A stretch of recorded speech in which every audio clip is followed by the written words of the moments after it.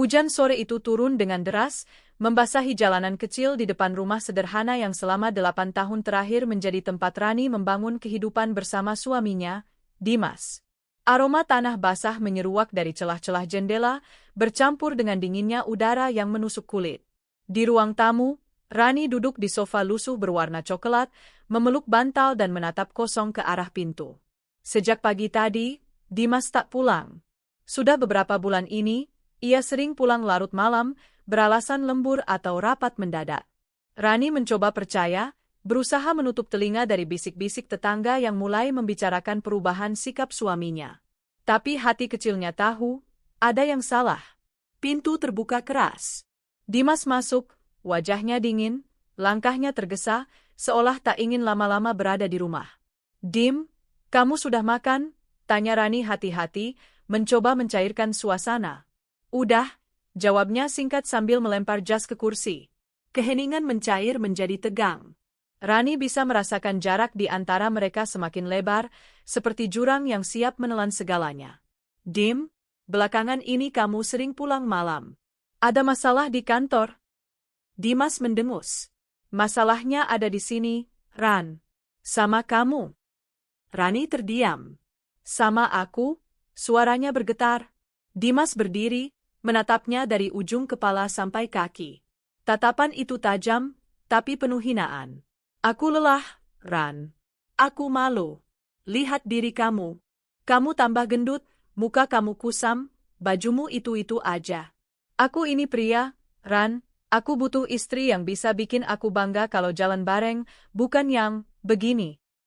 Kata-kata itu menusuk Rani seperti pisau dingin. Dadanya sesak, matanya panas. "Aku udah berusaha jadi istri yang baik, Dim. Aku masak, ngurus rumah, dukung kamu waktu kamu jatuh. Tapi kamu lupa ngurus diri sendiri," potongnya kasar. Rani menahan air mata. "Jadi, kamu mau apa?" Dimas menarik napas panjang, lalu mengucapkannya tanpa ragu. "Aku mau cerai." Seakan dunia berhenti berputar. Suara hujan di luar berubah menjadi gema jauh. Rani mematung, mencari tanda bahwa ini hanya mimpi buruk. Tapi tatapan dingin suaminya membuktikan semuanya nyata. "Kenapa, Dim?" "Karena aku gendut," suaranya pecah. "Bukan cuma itu," Dimas menghela napas, lalu menunduk sedikit. "Aku sudah jatuh cinta sama orang lain. Namanya Vina. Dia kerja di kantor. Dia cantik, seksi, dan dia bikin aku merasa hidup lagi." Nama itu langsung menggoreskan luka di hati Rani. Ia pernah mendengar Dimas menyebut nama Vina, katanya hanya rekan kerja. Rani mempercayainya. "Jadi semua malam yang kamu bilang lembur?" Dimas tidak menjawab, tapi senyum tipis di bibirnya sudah cukup jadi pengakuan. Rani berdiri, menahan tubuhnya yang gemetar. "Kamu tega, Dim. Setelah semua yang kita lalui, kamu buang aku begitu saja, demi perempuan yang bahkan belum tentu tulus sama kamu." "Terserah kamu mau bilang apa, Ran. Yang jelas aku sudah mantap. Kita selesaikan baik-baik." "Baik." Kata itu terdengar seperti leluton pahit. Tidak ada yang baik-baik dari pernikahan yang dihancurkan pengkhianatan. Proses perceraian berlangsung cepat, karena Dimas sudah menyiapkan semua berkas. Rumah, yang dulu mereka bangun bersama, diambilnya. Rani hanya diberi sedikit uang, cukup untuk menyewa kamar kos sederhana. Dari rumah itu, ia keluar hanya membawa koper kecil berisi beberapa pakaian dan satu album foto pernikahan, yang kemudian ia simpan jauh di dalam lemari, tak sanggup lagi menatapnya. Hari-hari berikutnya adalah neraka. Rani kehilangan selera makan, tubuhnya yang dulu gemuk malah semakin membengkak karena ia melampiaskan rasa sakit dengan makanan instan dan camilan manis. Ia jarang keluar kamar, tak peduli pada penampilan. Setiap kali melihat pasangan suami istri di jalan, hatinya terasa diremas. Tetangga di sekitar kosan kadang berbisik-bisik. "Itu yang ditinggal suaminya gara-gara gendut, kan? Kasihan, kalah sama pelakor." Bisikan itu seperti racun, memperparah luka yang belum kering. Suatu sore, tanpa sengaja, Rani melihat postingan media sosial Dimas dan Vina. Mereka berdua berpose mesra di kafe mewah. Dimas menuliskan caption, "Hidup baru, cinta baru. Bersamamu, Aku sempurna. Tangannya bergetar saat menggulir layar. Ia menatap foto itu lama, hingga air mata jatuh tanpa ia sadari. Tapi di balik kesedihan, muncul sesuatu yang lain, amarah. Amarah yang perlahan-lahan membakar rasa putus asanya. Ia menatap cermin di sudut kamar kos. Wajahnya pucat, rambutnya berantakan, lingkar mata hitam mengelilingi tatapan kosongnya. Untuk pertama kali setelah berbulan-bulan, ia berbicara pada dirinya sendiri. Aku akan berubah. Aku akan buktikan, Dim, kamu salah. Kamu akan menyesal pernah meninggalkanku. Hujan sore itu kembali turun, sama seperti hari ia diceraikan. Tapi kali ini, setiap tetesnya terdengar seperti dentang lonceng perang yang baru saja dimulai. Sejak hari ia melihat foto mesra Dimas dan Vina di media sosial, hidup Rani terasa seperti terjebak di antara dua jurang. Satu penuh kesedihan yang nyaris menelannya, satu lagi berisi bara amarah yang membakar setiap detik pikirannya. Kos kecil yang ia sewa menjadi saksi bisu malam-malam panjang tanpa tidur. Kasur tipis di pojok kamar sering menjadi tempat ia menangis hingga sesenggukan, menggigit bantal agar suara tangisnya tak terdengar oleh penghuni kos lain. Lampu kamar jarang dinyalakan, sebagian besar waktu ia habiskan dalam gelap, seolah ingin menghilang dari dunia. Hari-harinya diisi rutinitas monoton, bangun siang, memanaskan mie instan atau mengunyah roti tawar, lalu kembali berbaring sambil memandangi langit-langit. Telepon genggamnya penuh notifikasi, tapi ia jarang membalas. Banyak teman lama yang mencoba menghibur, tapi kata-kata semangat yang mereka kirim terasa hambar. Titik terendah itu datang pada suatu malam. Rani baru saja keluar dari kamar mandi dengan rambut basah dan piyama lusuh. Ia berdiri di depan cermin kecil yang menempel di dinding, lampu kuning redup menerangi bayangan dirinya. Wajahnya bengkak, kulitnya pucat, lingkar matanya menghitam, dan tubuhnya lebih gemuk daripada saat Dimas menceraikannya. Ia menatap dirinya lama. Mata itu, mata yang dulu penuh kehidupan, kini kosong. Apa aku memang pantas dibuang seperti sampah? Bisiknya lirih.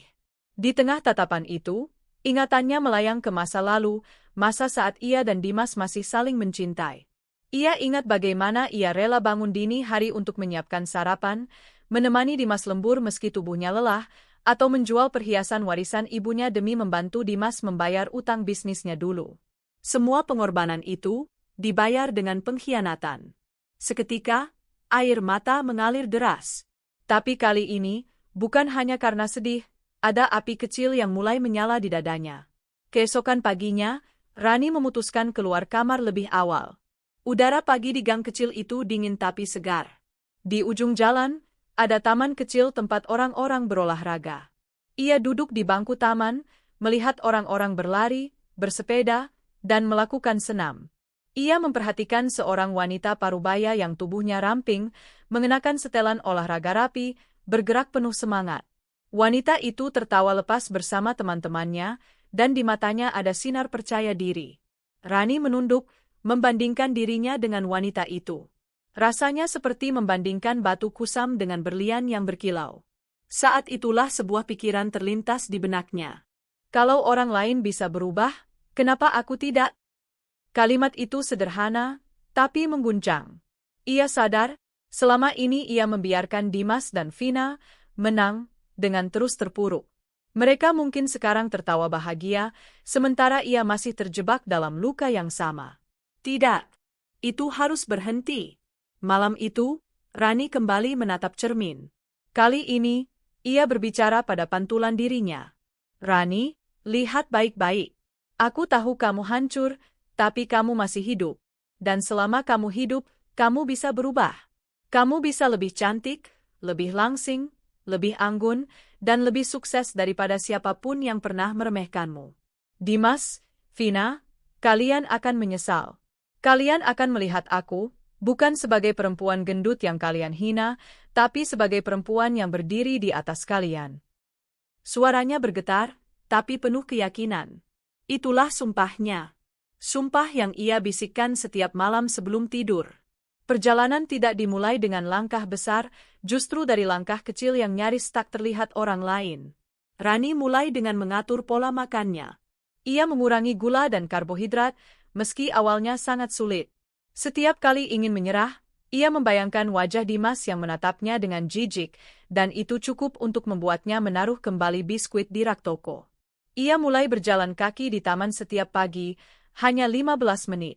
Hari pertama, kakinya pegal luar biasa, napasnya terengah-engah. Hari kedua, ia hampir tidak bangun karena seluruh tubuh terasa sakit. Tapi ia memaksa. Ia tahu, jika ia berhenti sekarang, sumpahnya akan menjadi omong kosong. Di sela usahanya memperbaiki fisik, Rani juga mulai membaca buku-buku motivasi dan pengembangan diri. Dari sana, ia belajar bahwa kecantikan tanpa kekuatan finansial hanya akan membuatnya kembali rentan. Maka, ia mulai memikirkan cara untuk mendapatkan penghasilan yang lebih baik.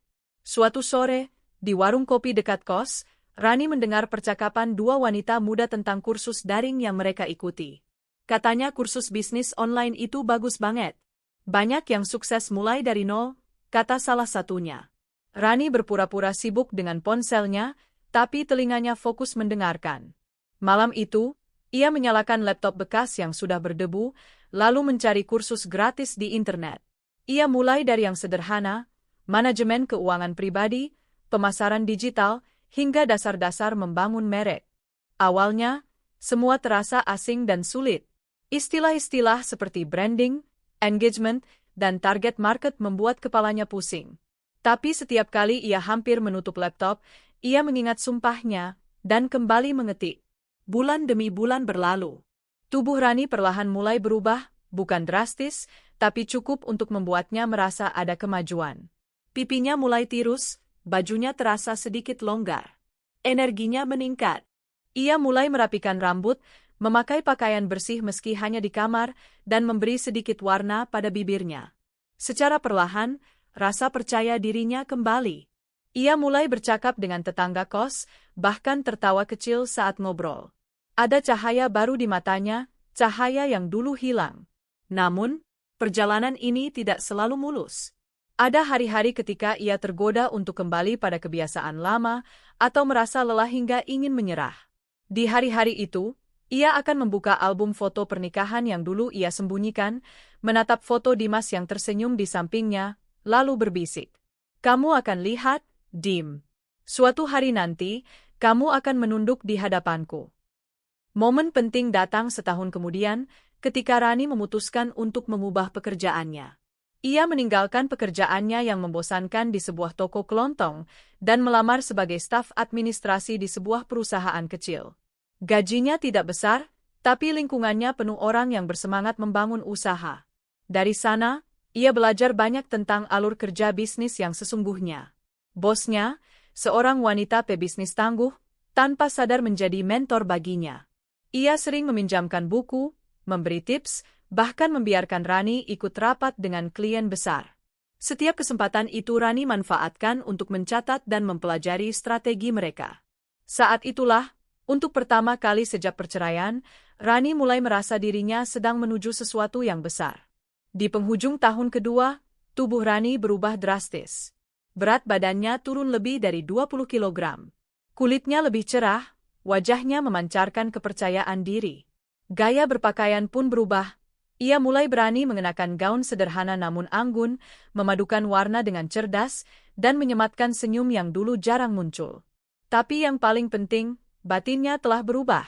Ia tidak lagi memandang dirinya sebagai korban. Ia adalah pejuang yang sedang membangun masa depan. Di depan cermin yang sama, ia tersenyum pada bayangan dirinya. Ini baru permulaan. Aku belum selesai.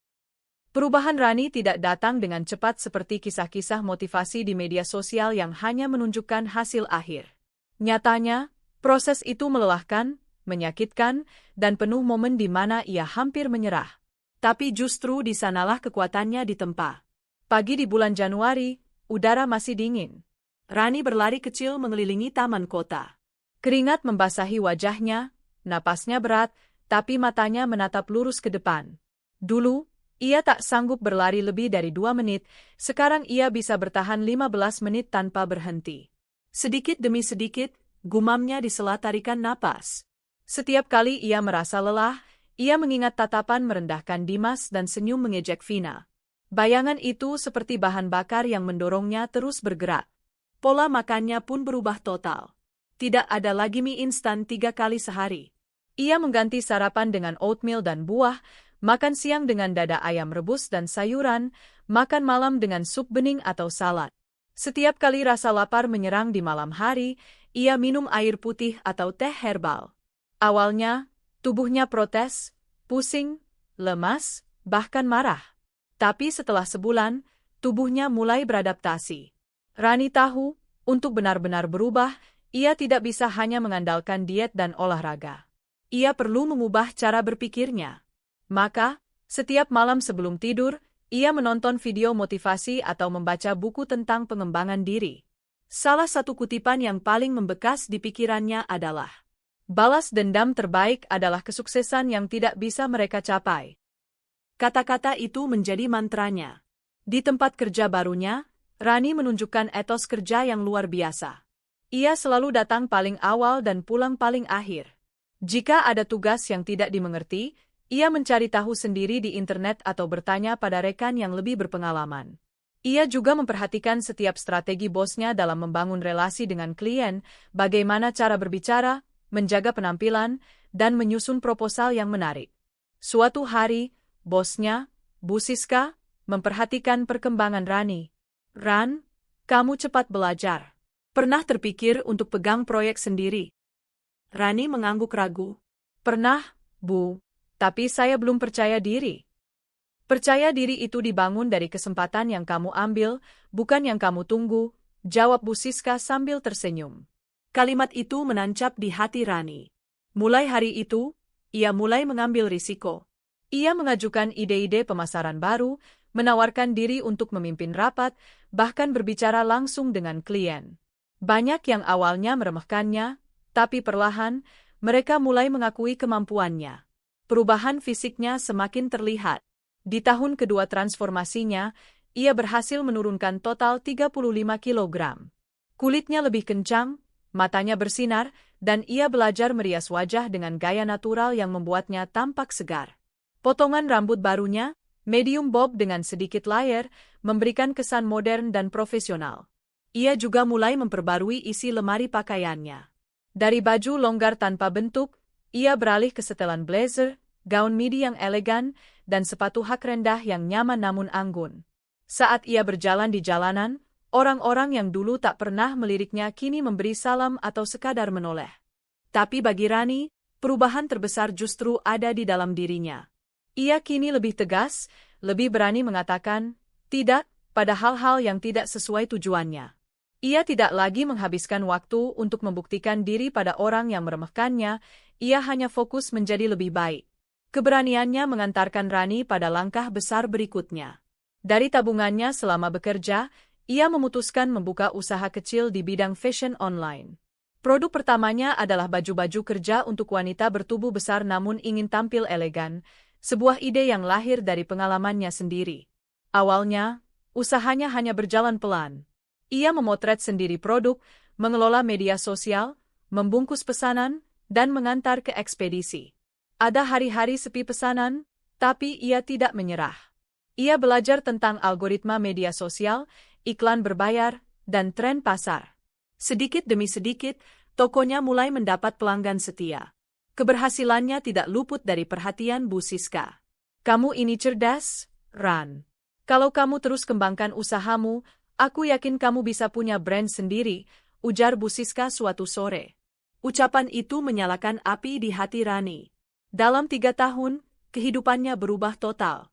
Usahanya berkembang menjadi butik offline di pusat perbelanjaan. Ia mempekerjakan beberapa karyawan, mempekerjakan fotografer profesional untuk katalog produk, dan mengundang influencer untuk promosi.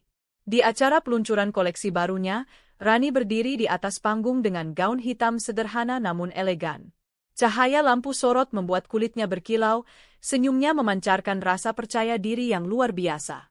Para tamu bertepuk tangan. Kamera memotret dari berbagai sudut. Saat itu, ia tahu, ia sudah sangat jauh dari perempuan yang dulu ditinggalkan karena dianggap jelek dan gendut. Namun di balik senyum itu, hatinya menyimpan satu rencana. Ia belum lupa sumpahnya. Ia tahu, cepat atau lambat, takdir akan mempertemukannya kembali dengan Dimas dan Vina. Dan ketika itu terjadi, ia ingin mereka melihatnya, bukan sebagai korban, tapi sebagai seseorang yang berdiri jauh di atas mereka. Dan ia akan memastikan, saat mereka melihatnya, mereka tahu betul, mereka sudah kalah. 4 tahun setelah hari perceraian itu, Rani sudah menjadi sosok yang sama sekali berbeda. Ia bukan lagi perempuan murung dengan pakaian lusuh dan tatapan kosong. Kini, ia adalah Rani yang penuh percaya diri, mengenakan blazer rapi, rambut terawat, langkah mantap, dan senyum yang selalu mengundang respek. Usaha fashionnya yang dulu berawal dari penjualan online kecil-kecilan kini berkembang menjadi brand lokal yang mulai dikenal di kalangan profesional muda. Butik utamanya di pusat kota selalu ramai, sementara penjualan online-nya menjangkau hampir seluruh Indonesia. Pagi itu, Rani duduk di meja kerja kaca di kantornya yang baru, sebuah ruangan minimalis dengan dinding putih dan rak pajangan berisi koleksi produk. Di tangannya, ada proposal dari sebuah investor asing yang tertarik membeli saham perusahaannya. Kalau ini deal, kita bisa buka 2 cabang baru tahun ini, kata Nadia, manajer operasionalnya. Rani tersenyum. Bukan cuma cabang, Nat. Aku mau brand ini masuk ke kategori premium. Kita buktikan, produk lokal bisa bersaing. Keberhasilan ini tidak datang dengan mudah. Perjalanannya penuh risiko dan kerja keras. Ia pernah gagal meluncurkan koleksi musim panas karena pemasok bahan membatalkan pengiriman. Ia pernah rugi besar saat mencoba kampanye iklan yang tidak efektif. Ia pernah dikhianati karyawan yang membawa lari desain eksklusifnya ke pesaing. Tapi setiap kali jatuh, Rani belajar. Ia mencatat semua kesalahan, memperbaiki strategi, dan bergerak lagi. Kini, ia bukan hanya seorang pebisnis, tapi seorang pemimpin yang dihormati. Kesuksesan finansial Rani mulai terlihat jelas. Ia membeli apartemen mewah di pusat kota, mobil sedan elegan, dan sering menghadiri acara networking bisnis. Penampilannya selalu mencuri perhatian, gaun berpotongan sempurna, perhiasan minimalis namun berkelas, dan riasan natural yang memancarkan aura profesional. Namun, di balik semua itu, ia tetap menjaga kerendahan hati. Ia tidak pernah lupa dari mana ia memulai dan bagaimana rasa sakit masa lalu membentuknya. Justru rasa sakit itu yang membuatnya gigih. Di setiap langkahnya, sumpah itu masih terpatri. Aku akan membuat kalian menyesal. Suatu malam, di sebuah acara gala fashion lokal, Rani berdiri di dekat panggung sambil memegang gelas sparkling water. Musik lembut mengalun, dan tamu-tamu bergaun indah berbincang di sekitar ruangan. Tiba-tiba, seorang pengusaha senior, Pak Arman, mendekat. Rani, saya dengar perusahaanmu sedang mencari manajer pemasaran baru. Kebetulan ada 2 kandidat yang direkomendasikan teman saya. Mereka pasangan, suami istri, katanya punya pengalaman di bidang retail. Rani tersenyum ramah. Baik, Pak. Kirim saja CV mereka ke email saya. Malam itu, ia tidak terlalu memikirkan hal itu. Hingga keesokan harinya, saat Nadia menyerahkan tumpukan berkas pelamar, matanya langsung tertumbuk pada 2 nama yang nyaris membuat napasnya terhenti. Dimas Aditya, Marketing Manager. Vina Larasati, Sales Supervisor. Tangannya perlahan meremas berkas itu. Wajah mereka di foto masih seperti dulu, tapi ada perbedaan. Dimas tampak lebih tirus dan lelah, Vina masih cantik tapi dengan riasan yang lebih tebal, mungkin untuk menutupi kerutan tipis di sekitar matanya. Nadia bertanya, kamu mau kita proses mereka, Mbak? Dari riwayatnya, mereka pernah punya usaha butik kecil, tapi bangkrut 2 tahun lalu. Rani menahan senyum. Dalam hatinya, ia tahu, ini adalah awal dari permainan yang sudah lama ia tunggu. Proses saja. Jadwalkan wawancara minggu depan. Hari wawancara tiba.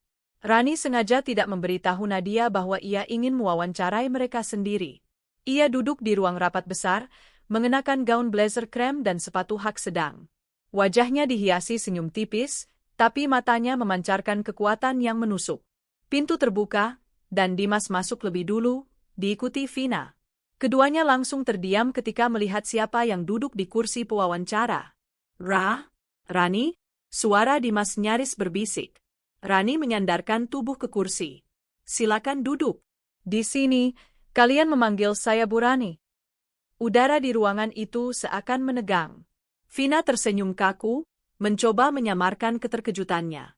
Kami tidak tahu kalau perusahaan ini milikmu, katanya dengan nada datar. Banyak orang tidak tahu, jawab Rani ringan. Tapi itu tidak penting. Yang penting, saya ingin tahu kenapa saya harus merekrut kalian.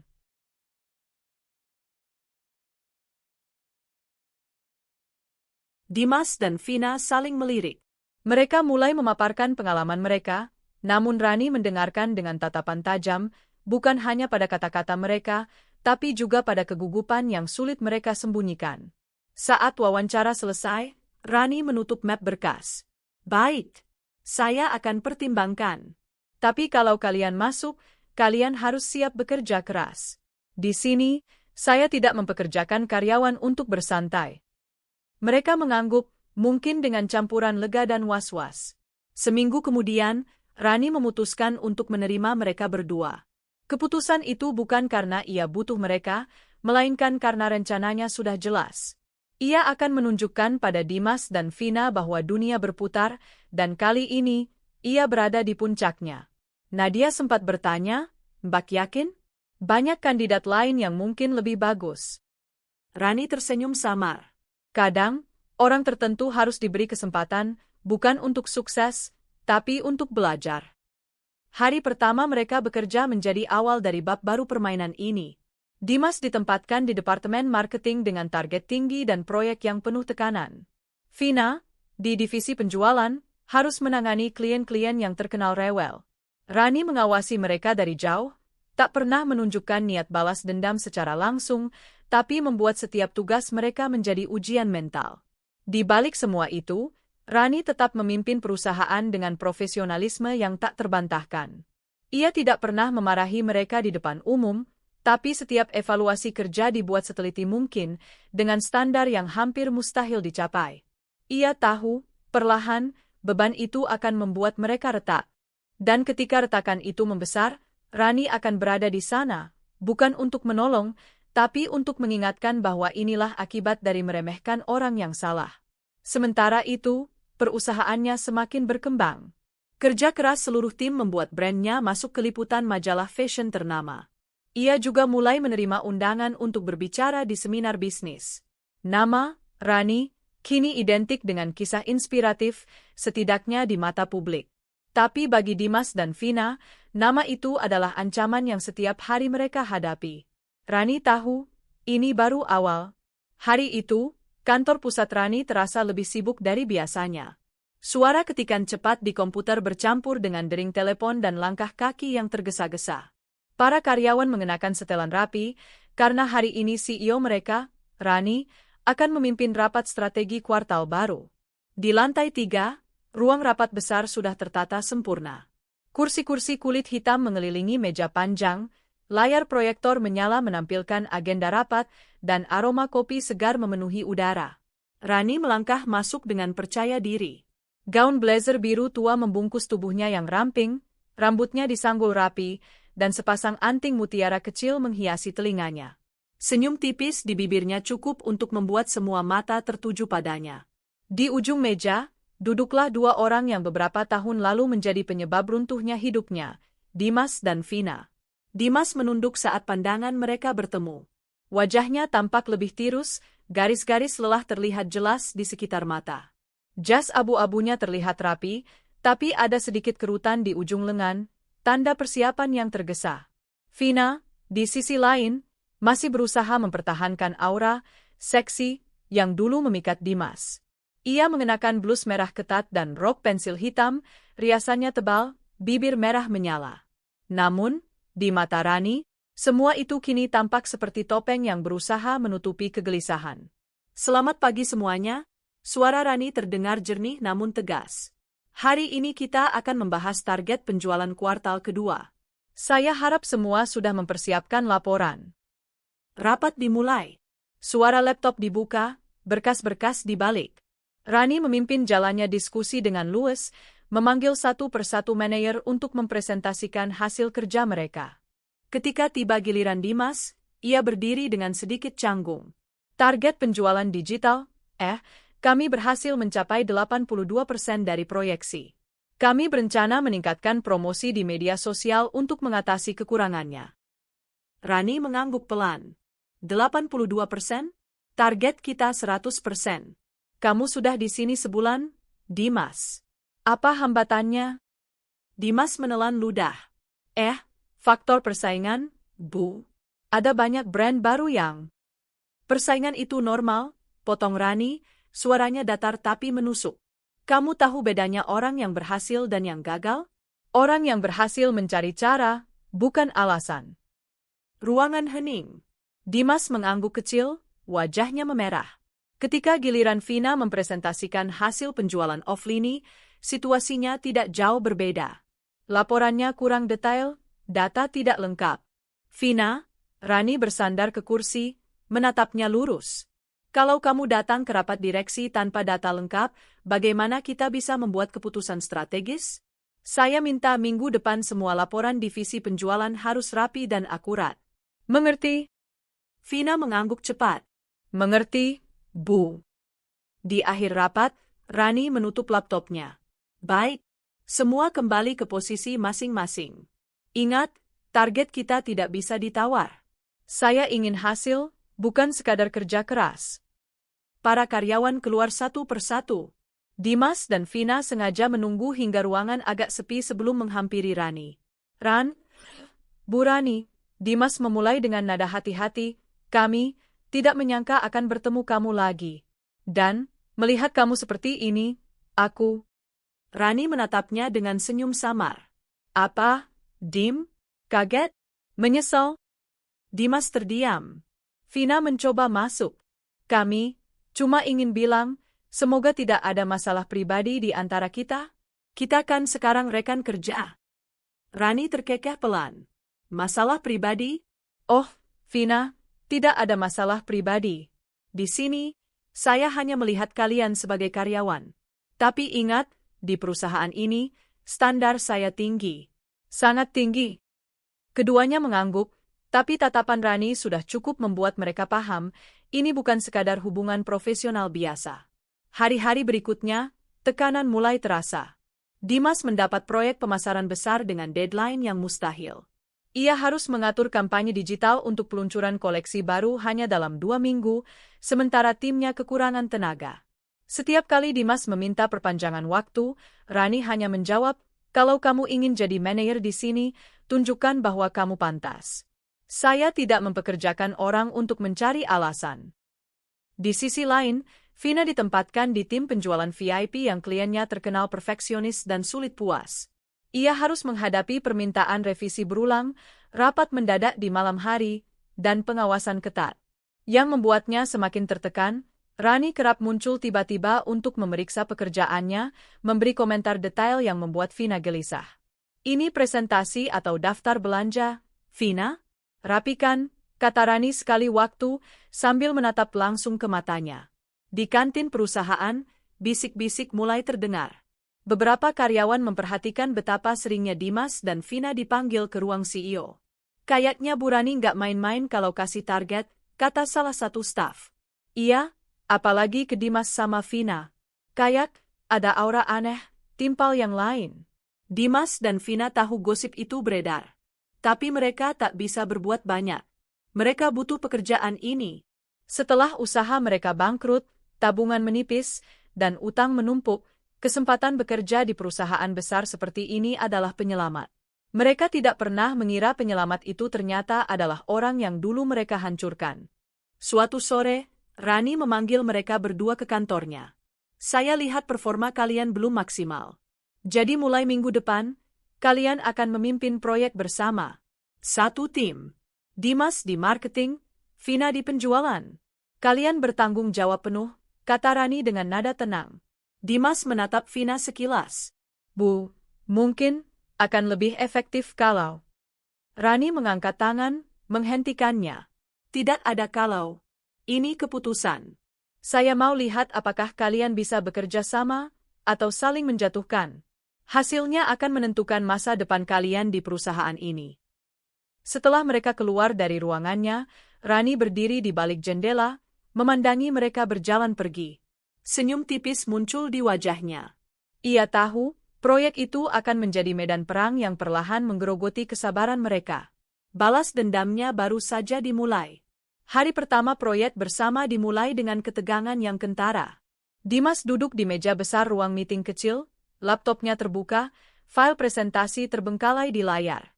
Di seberangnya, Vina sibuk dengan ponsel, sesekali menghela napas panjang.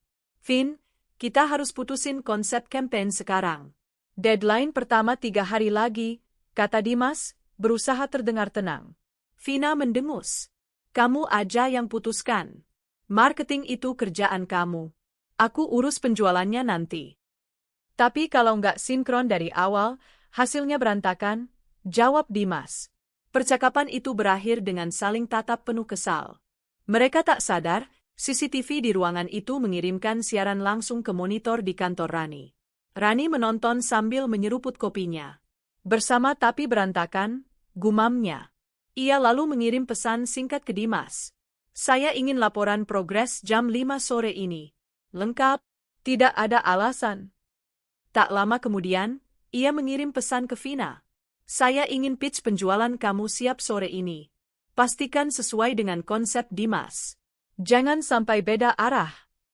Dimas dan Vina baru sadar mereka punya target yang saling bertabrakan. Kalau konsep Dimas tak cocok dengan pitch Vina, salah satu dari mereka akan dipermalukan. Hari demi hari, tekanan semakin terasa. Rani sengaja menjadwalkan meeting tambahan di jam-jam tak wajar.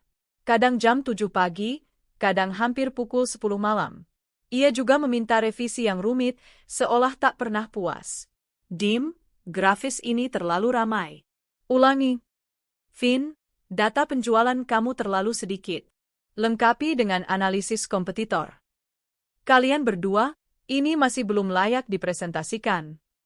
Setiap kali mereka keluar dari ruang Rani, wajah mereka pucat, punggung terasa lebih berat.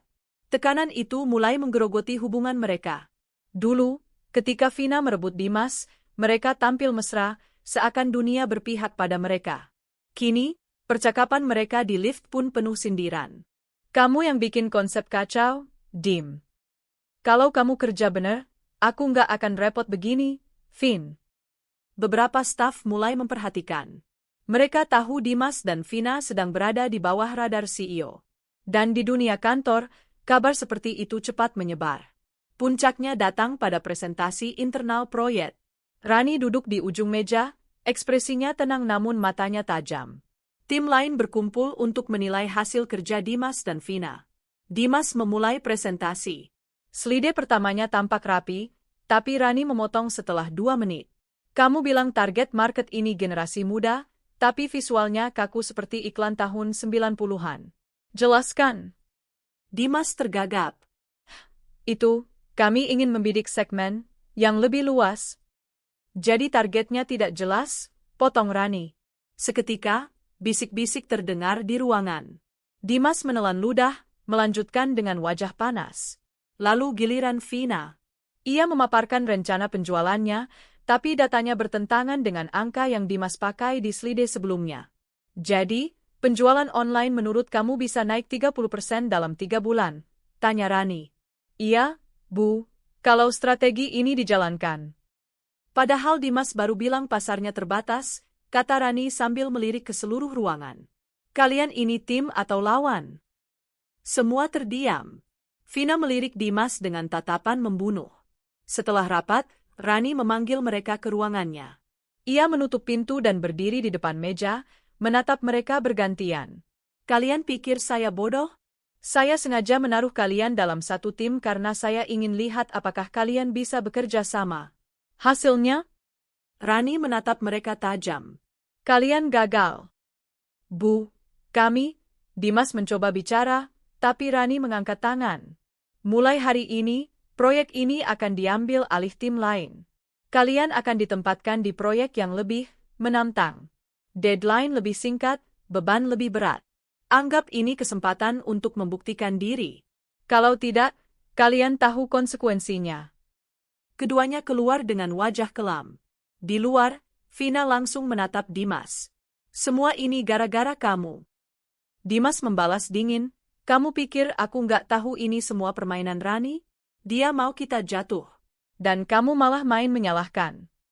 Rani tersenyum tipis dari balik jendela kantornya.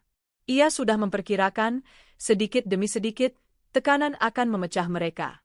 Namun, Rani belum selesai. Ia mulai menyebar tugas tambahan yang membuat mereka harus lembur hampir setiap malam. Laporan harus selesai sebelum pukul 8 pagi, revisi datang di tengah malam, meeting mendadak ketika mereka baru pulang. Di satu titik, Vina jatuh sakit karena kelelahan. Tapi Rani hanya berkata, "Kalau kamu tak sanggup, banyak orang di luar sana yang siap menggantikanmu." Dimas pun mulai kehilangan fokus. Ia membuat kesalahan fatal, mengirim email promosi ke database klien yang salah. Kesalahan itu membuat perusahaan harus memberi kompensasi besar. Rani menegurnya di depan seluruh tim. "Dimas, kesalahan seperti ini tak pantas dilakukan manajer. Kalau ini terulang, jangan harap nama kamu ada di daftar karyawan bulan depan." Akhirnya, titik jenuh datang. Suatu malam, di ruang kerja yang hanya diterangi lampu meja, Dimas duduk dengan kepala tertunduk, memegang surat pengunduran diri. Vina berdiri di pintu, wajahnya lelah. "Kamu juga mau keluar?" tanya Dimas lirih. Vina menghela napas panjang. "Aku nggak tahan lagi. Dia benar-benar ingin kita hancur." Dimas tersenyum pahit. Dan dia berhasil. Malam itu, 2 amplop putih diletakkan di meja Rani. Keesokan paginya, Rani membuka amplop-amplop itu. Ia membaca, lalu menaruhnya di atas meja. Ia menatap keluar jendela, melihat langit cerah. "Balas dendam, akhirnya lunas," bisiknya. Namun di hatinya, ia tahu ini bukan hanya soal membalas sakit hati. Ini tentang membuktikan bahwa ia bisa bangkit, menjadi lebih kuat, dan membuat mereka yang meremehkannya dulu tunduk di hadapannya. Rani berjalan memasuki kantornya dengan langkah ringan pagi itu. 2 amplop pengunduran diri yang ia terima semalam kini tergeletak di meja sekretaris, siap diproses HRD. Di luar, matahari baru saja muncul, dan untuk pertama kalinya sejak bertahun-tahun lalu, Rani merasa beban masa lalu terangkat sepenuhnya. Dimas dan Vina, pasangan yang dulu menghancurkan rumah tangganya, kini keluar dari kantornya bukan sebagai pemenang, melainkan sebagai pecundang. Kabar pengunduran diri mereka menyebar cepat di kalangan karyawan. Banyak yang diam-diam menghela napas lega, karena keduanya selama ini dikenal arogan dan sulit diajak kerjasama. "Akhirnya ya, mereka keluar juga," bisik salah satu staf desain. "Iya, nggak tahan lihat muka sok hebat itu tiap hari," jawab rekannya sambil tertawa kecil. Rani hanya tersenyum mendengar bisik-bisik itu. Ia tak perlu ikut menjelekkan, reputasi Dimas dan Vina sudah runtuh dengan sendirinya. Hari-hari setelah keluar dari perusahaan, hidup Dimas dan Vina berubah drastis. Dimas mencoba melamar ke beberapa perusahaan besar, tapi kabar tentang kesalahan fatal yang ia buat, mengirim email promosi ke database yang salah, sudah lebih dulu sampai ke telinga para HR. Dunia bisnis kecil, berita buruk menyebar lebih cepat daripada yang ia kira. "Maaf, Pak Dimas, kami menghargai waktu Anda, tapi kami mencari kandidat yang lebih teliti," ujar salah satu pewawancara. Itu adalah penolakan kelima dalam 2 minggu. Vina pun tak kalah sial. Ia mencoba bekerja di perusahaan retail ternama, namun hasilnya sama. Beberapa manajer yang ia temui rupanya sudah pernah berurusan dengan Rani di dunia profesional, dan mereka sangat menghormati Rani. Secara halus, pintu tertutup untuknya. Hubungan mereka mulai retak parah. Suatu sore, di apartemen kecil yang kini mereka tinggali setelah menjual rumah mewah untuk membayar utang, pertengkaran pecah. "Kamu yang bikin kita hancur, Dim. Kalau waktu itu kamu nggak terima tawaran kerja di perusahaannya Rani, kita nggak akan dipermalukan begini," bentak Vina. Dimas membalas dengan mata merah. "Jangan salahin aku. Kamu juga nggak lebih baik. Kerjaan kamu waktu itu berantakan, bikin kita terlihat bodoh di depan semua orang." Malam itu, Vina keluar dari apartemen, meninggalkan Dimas sendirian. Mereka tak saling bicara berhari-hari. Sementara itu, Rani melanjutkan hidupnya. Perusahaannya semakin berkembang, terutama setelah proyek yang tadinya dipegang Dimas dan Vina diambil alih tim baru yang jauh lebih kompeten. Klien puas, profit meningkat, dan nama Rani semakin disegani di industri. Namun takdir kadang punya cara unik untuk memuaskan hati seseorang. Suatu sore, Rani sedang menghadiri sebuah pameran bisnis. Ia berkeliling, berbincang dengan berbagai pemilik usaha. Tiba-tiba, matanya menangkap sosok yang tak asing, Dimas. Tapi kali ini, Dimas bukan tamu kehormatan atau perwakilan perusahaan besar. Ia berdiri di sebuah booth kecil, menjual produk minuman herbal, memanggil pengunjung dengan suara memaksa. Kemeja lusuh, wajah lelah, dan senyum yang dipaksakan membuatnya nyaris tak dikenali. Rani mendekat perlahan. Minuman herbalnya berapa, Mas? Tanyanya dengan nada datar. Dimas menoleh. Wajahnya langsung pucat. Rani? Rani tersenyum tipis. Oh, maaf, saya cuma mau lihat-lihat. Lanjutkan saja promonya. Lalu ia berjalan pergi tanpa memberi kesempatan Dimas bicara. Beberapa minggu kemudian, Rani tanpa sengaja melihat Vina di sebuah pusat perbelanjaan. Vina sedang menjadi SPG kosmetik, berdiri seharian sambil memanggil calon pembeli. Tumit sepatunya tampak aus, rambutnya tak serapi dulu, dan wajahnya terlihat letih. Rani menghampiri, kali ini dengan ekspresi ramah. Halo, Mbak. Ada diskon? Vina menoleh, kaget luar biasa. Rani? Oh, maaf, saya cuma mau lihat-lihat, jawab Rani sambil tersenyum manis, lalu pergi meninggalkan Vina yang hanya bisa menatap kosong. Di rumahnya malam itu, Rani duduk di balkon sambil memandangi langit malam. Ia memutar ulang semua yang terjadi, pengkhianatan, perceraian, rasa sakit yang membakar hati, perjuangan untuk bangkit, hingga momen ia berdiri di puncak, melihat mereka yang pernah merendahkannya kini berada di bawah. Bukan sekadar puas, ia merasa bebas. Namun Rani juga menyadari satu hal. Balas dendam ini bukan hanya tentang membuat mereka menderita. Lebih dari itu, ini adalah perjalanan untuk menemukan kembali harga dirinya, membuktikan bahwa ia bisa menjadi lebih kuat dan lebih hebat setelah dihancurkan. Ia menghela napas, lalu tersenyum. Sudah cukup. Aku sudah menang, bisiknya pada dirinya sendiri. Beberapa bulan kemudian, Rani mendengar kabar bahwa Dimas dan Vina sudah berpisah. Dimas pindah ke kota lain untuk bekerja sebagai staf biasa di toko elektronik, sementara Vina kembali ke kampung halamannya untuk membantu usaha keluarganya. Tak ada lagi kemewahan, tak ada lagi kesombongan. Rani menutup folder laporan keuangan di mejanya. Perusahaannya semakin berkembang, dan hidupnya kini penuh dengan orang-orang yang benar-benar menghargai dirinya. Masa lalu, biarlah terkubur. Yang tersisa hanya kemenangan yang manis.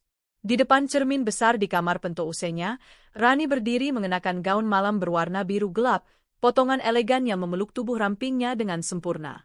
Ia menatap bayangannya, kulitnya cerah, senyumnya mantap, dan tatapan matanya penuh percaya diri.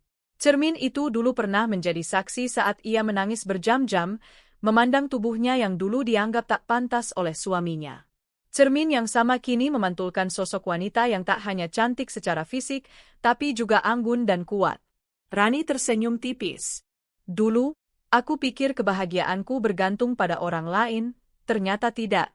Aku yang menciptakannya. Pesta gala malam itu berlangsung megah, dihadiri tokoh-tokoh penting dunia bisnis. Saat Rani melangkah masuk, banyak mata memandang dengan kagum. Ia bukan lagi Rani yang pernah diremehkan. Ia adalah CEO sukses yang ceritanya menginspirasi banyak orang. Seorang rekan bisnis mendekat dan berbisik, "Aku dengar kabar tentang mantan suamimu, sepertinya hidupnya sulit sekarang." Rani hanya tersenyum. Semoga dia belajar dari hidupnya. Aku sudah memaafkan, tapi aku tak akan pernah lupa. Di dalam hatinya, Rani tahu bahwa balas dendamnya sudah tuntas. Ia tidak lagi memikirkan bagaimana menghancurkan mereka.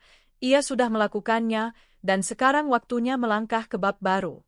Kemenangan terbesar ternyata bukan saat ia melihat Dimas dan Vina terpuruk, tetapi saat ia menyadari bahwa hidupnya sudah jauh melampaui masa lalu itu. Ia telah membuktikan pada dunia, dan pada dirinya sendiri, bahwa wanita yang pernah diremehkan bisa bangkit, menjadi lebih cantik, lebih sukses, dan lebih berharga dari yang pernah mereka bayangkan. Di balkon pesta, ia menatap lampu kota yang berkilauan. Angin malam berhembus lembut, membawa rasa damai. "Terima kasih, karena pernah meninggalkanku," bisiknya, bukan kepada siapa-siapa, tapi kepada masa lalu yang pernah menghancurkannya. Lalu ia berbalik, melangkah masuk ke ruangan pesta, meninggalkan malam itu dengan kepala tegak, seorang wanita yang tak hanya menang, tapi juga telah menemukan arti kebahagiaan yang sejati.